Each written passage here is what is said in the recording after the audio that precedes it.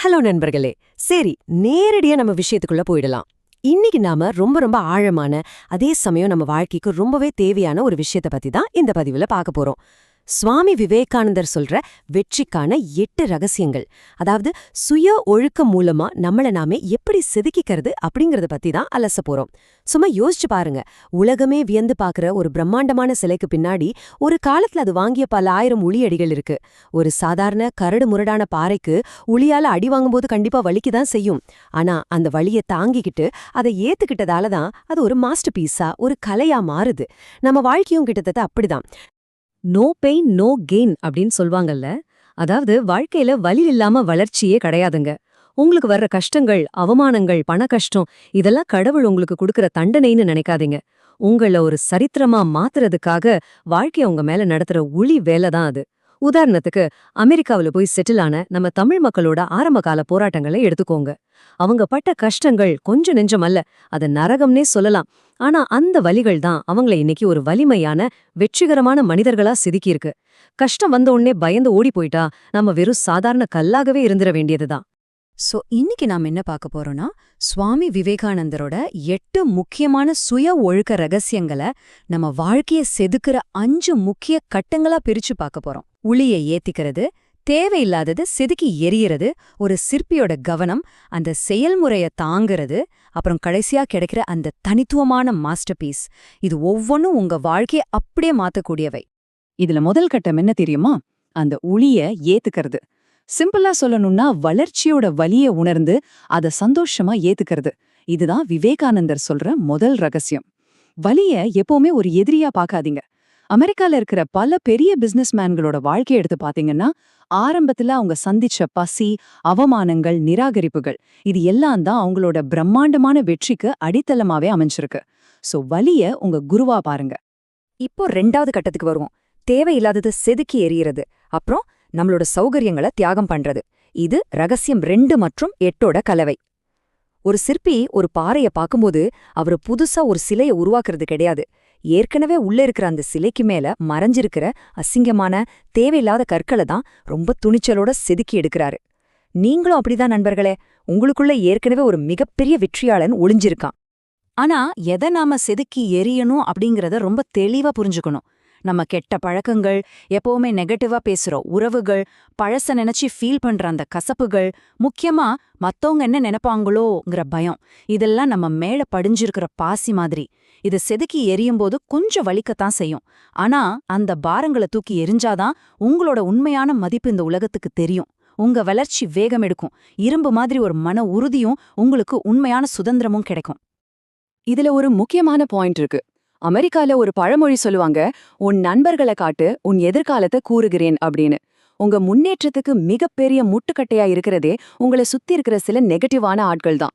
நீங்க என்ன பண்ணாலும் உன்னால முடியாது அப்படின்னு சொல்றவங்க உங்க நண்பர்களா இருந்தாலும் சரி, இல்ல சொந்தக்காரங்களா இருந்தாலும் சரி, அவங்க உங்க வெற்றியை தடுக்கிற வெறும் பாரங்கள் மட்டும்தான். அவங்கள உங்க வாழ்க்கையிலிருந்து வெட்டி எறிய எப்போதுமே தயவு செஞ்சு பயப்படாதீங்க. பழைய நீங்க இறந்தாதான் புதிய நீங்க பிறக்க முடியும். இது முழுக்க முழுக்க தியாகத்தை பத்தினது. வெற்றிங்கிறது ஒரு வகையான பரிமாற்றம்தான். இன்னைக்கு நீங்க சுகமா தூங்குற அந்த நேரம், தேவையில்லாம சோஷியல் மீடியால ஸ்க்ரோல் பண்ணிட்டு இருக்கிற நேரம், இந்த மாதிரி தற்காலிகமான சௌகரியங்களை தியாகம் செஞ்சாதான் ஒரு நிரந்தரமான வெற்றியை உங்களால தொட முடியும். ஒரு கையில பழைய கற்களை பிடிச்சுக்கிட்டே இன்னொரு கையில வைரத்தை வாங்கவே முடியாதுங்க.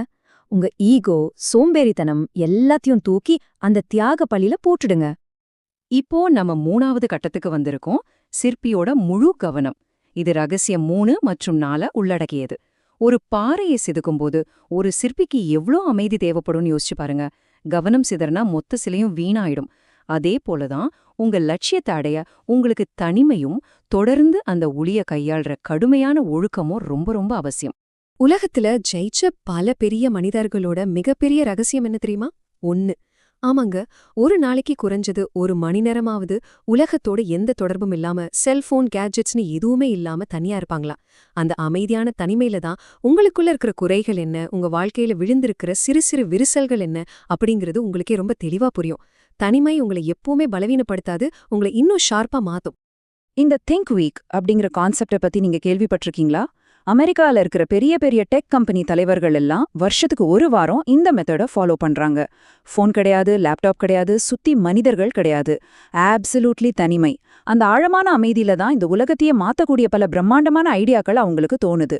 சோ எப்பவுமே கூட்டத்தோட ஆடா இருக்காதீங்க, தனியா நின்னு சிந்திக்க பழகுங்க. இதுல மோட்டிவேஷனுக்கும் டிசிப்ளின், அதாவது ஒழுக்கத்துக்கும் நடுவுல இருக்கிற வித்தியாசத்தை புரிஞ்சுக்கிறது ரொம்ப முக்கியம். மோட்டிவேஷன் அப்படிங்கிறது ஒரு தற்காலிகமான தீப்பொறி மாதிரி. இன்னைக்கு ஒரு வீடியோவை பார்த்தோன்னே நைட்டு ஃபுல்லா ஒரு உத்வேகம் வரும். ஆனா 4 நாள் கழிச்சு மழை பெஞ்சா போர்வை இழுத்து போத்திட்டு தூங்கிடுவோம். மோட்டிவேஷன் ஒரு வேலையை தொடங்க மட்டுமே உதவும். ஆனா ஒழுக்கம் அப்படிங்கிறது ஒரு நிரந்தரமான சக்தி. உங்களுக்கு பிடிக்குதோ இல்லையோ, உங்களுக்கு மூடு இருக்கோ இல்லையோ, தினமும் அந்த உளியை எடுத்து சரியான இடத்துல தொடர்ந்து தட்டிக்கிட்டே இருக்கிறதுக்கு பேரு தான் ஒழுக்கம். அந்த விடாத உழைப்பு தான் கடைசியா அந்த சிலைய முழுமையடைய செய்யும். அடுத்ததா 4வது கட்டம், செயல்முறையை தாங்கிறது. இது ரகசியம் 5 மற்றும் 6 குறிக்குது. ஒரு பாறையை செதுக்கும்போது கண்டிப்பா சில துண்டுகள் உடைஞ்சு போகலாம். சுத்தி நிக்கிறவங்க உங்கள பார்த்து சிரிக்கலாம், கேலி பண்ணலாம். இந்த மாதிரியான உராய்வு நிலைய நாம எப்படி ஃபேஸ் பண்றோம் அப்படிங்கிறது தான் நம்ம வெற்றியை தீர்மானிக்கிற ஒரு முக்கியமான இடம். தாமஸ் ஆல்வா எடிசன் பல்பு கண்டுபிடிக்க 10,000 தடவை தோத்து போனாரு அப்படிங்கறது நம்ம எல்லாருக்கும் தெரியும். ஆனா அவர் அதை எப்படி பார்த்தாருன்னு தெரியுமா? நான் 10,000 முறை தோத்து போகல, பல்பு எரியாதுக்கு 10,000 வழிகள் இருக்குன்னு கண்டுபிடிச்சிருக்கேன் அப்படின்னு சொன்னாரு. உங்களுக்கும் இதே மைண்ட் செட் தான் வேணும். ஒரு கல் உடைஞ்சா அது தோல்வி இல்லைங்க, அது உங்க பாதைய கொஞ்சம் மாத்தி அமைக்க வாழ்க்கை உங்களுக்கு கத்துக் கொடுக்கிற ஒரு பாடம். சொல்லப்போனா அந்த உடைஞ்ச இடத்துல தான் சில நேரங்கள்ல ஒரு அழகான கலையே பிறக்கும். பொறுமை எவ்வளவு முக்கியம் அப்படிங்கறத இந்த சீன மூங்கில் மரத்தோட கதை ரொம்ப அழகா விளக்குது. முதல் 4 வருஷம் அந்த மரத்துக்கு நீங்க தொடர்ந்து தண்ணி ஊத்துனாலும் பூமிக்கு மேல எந்த ஒரு வளர்ச்சியுமே உங்க கண்ணுக்கு தெரியாது. ஆனா 5வது வருஷத்துல வெறும் 6 வாரங்கள்ல அது 90 அடி உயரத்துக்கு வளர்ந்து நிக்கும். ஆச்சரியமா இருக்குல்ல? அந்த மரம் 6 வாரத்துல வளரலைங்க. முதல் 4 வருஷம் அமைதியா, யாருக்கும் தெரியாம ஆழமான வேர்களை விட்டதாலதான் அந்த பிரம்மாண்டமான வளர்ச்சி சாத்தியமாச்சு. உங்க வாழ்க்கையிலும் இப்போ எந்த ரிசல்ட்டும் கண்ணுக்கு தெரியலையேன்னு ஃபீல் பண்ணாதீங்க. இது நீங்க ஸ்ட்ராங்கா வேர் விடுற காலம். சூப்பர். நாம இப்போ இறுதி கட்டத்துக்கு வந்துட்டோம். உங்களுக்கான அந்த தனித்துவமான மாஸ்டர்பீஸ். இது 7வது ரகசியம். நீங்க கஷ்டப்பட்ட செதுக்கி முடிச்ச அந்த சிலை வேற எந்த ஒரு சிலையோடும் ஒப்பிடப்படாம தனியா ரொம்ப கம்பீரமா நிக்கணும். யோசிச்சு பாருங்க, ஒரு அழகான கிருஷ்ணர் சிலையும் ஒரு பிரம்மாண்டமான அமைதியான புத்தர் சிலையும் உங்களால கம்பேர் பண்ணி பார்க்க முடியுமா?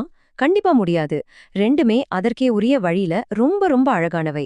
அதே போலதான் சோஷியல் மீடியாவுல மத்தவங்க போடுற அவங்களோட ஹைலைட் ரீல பார்த்து உங்க நிஜ வாழ்க்கையோட ஒப்பிட்டு பார்க்கறது ரொம்ப பெரிய தப்பு. இன்னொருத்தரோட வெற்றியை பார்த்து உங்க வளர்ச்சியை எடை போடவே போடாதீங்க. உங்க கல் வேற, உங்க உழி வேற. அப்போ உண்மையான போட்டிதான் என்ன? உங்களுக்கான ஒரே போட்டியாளர் நேற்றைய நீங்க மட்டும்தான். நேற்றை விட இன்னைக்கு உங்களை நீங்க 1% பெட்டரா மாத்திட்டீங்களா? அதுதான் உங்களோட உண்மையான வளர்ச்சி. ஒரு சிங்கம் வேட்டையாடும்போது மத்த சிங்கங்கிட்ட போய் பெர்மிஷன் கேட்காது. தான் எப்படி வேட்டையாடுறோன்னு மத்தவங்களோட ஒப்பிட்டு பார்க்காது. அதுபோல கூட்டத்தை விட்டு கொஞ்சம் விலகுங்க. உங்க கையில இருக்கிற கல்லு மேல மட்டுமே உங்க முழு கவனத்தையும் வைங்க. சரி, நாம இதுவரைக்கும் பார்த்த எல்லாத்தையும் டக்குன்னு ஒரு ரீகேப் பாத்துருவோம். வெற்றிக்கான அந்த 8 ரகசியங்கள் இதோ. 1. வலியை ஏத்துக்கோங்க. 2. தேவையில்லாதத செதுக்கி எறிங்க. 3. தனிமைய நேசிங்க. 4. தொடர்ந்து ஒழுக்கத்தோட செயல்படுங்க. 5. தோல்விய ஒரு பாடமா பாருங்க. 6. அதீத பொறுமையோட இருங்க. 7. உங்களை யாரோடனும் ஒப்பிடாதீங்க. 8. வெற்றிக்காக தற்காலிக சௌகரியங்களை தியாகம் பண்ணுங்க. நண்பர்களே, உளி உங்க கையில தான் இருக்கு. நேரமும் மூலப்பொருளும் உங்ககிட்டயே தான் இருக்கு. இந்த பதிவை முடிக்கிறதுக்கு முன்னாடி உங்ககிட்ட ஒரு இறுதியான முக்கியமான கேள்வியை கேட்க விரும்புறேன். நீங்க யாருடைய காலடியிலாவது மிதிப்படுற ஒரு சாதாரண பாறையாவே இருந்துட போறீங்களா? இல்ல இந்த வரலாறே அண்ணாந்து பார்த்து வியக்கிற ஒரு பிரம்மாண்டமான சிலையா மாற போறீங்களா? முடிவு முழுக்க முழுக்க உங்க கையில தான். இன்னைக்கே உங்க உளிய கையில எடுங்க. உங்களை நீங்களே செதுக்க தொடங்குங்க. மீண்டும் ஒரு சிறப்பான தொகுப்புல உங்களை சந்திக்கிறேன். விடைபெறுகிறேன்.